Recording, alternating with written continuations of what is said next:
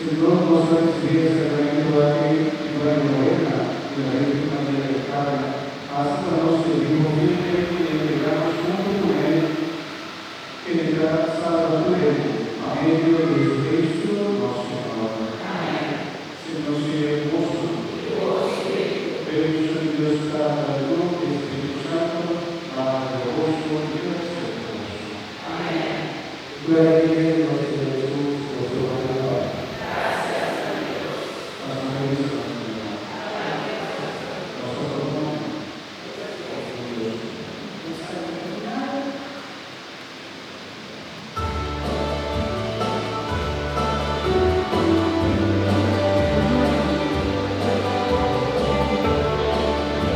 Nos ayudan, ¿verdad?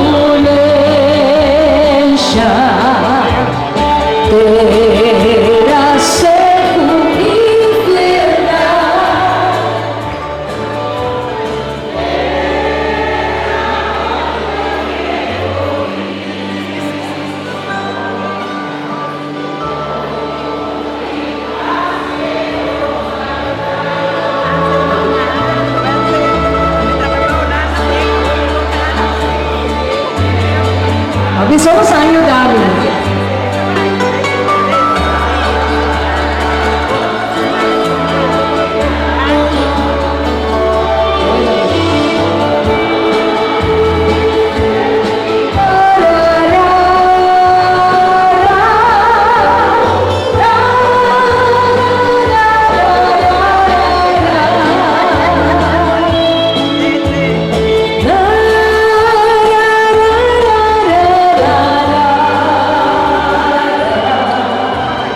Bye.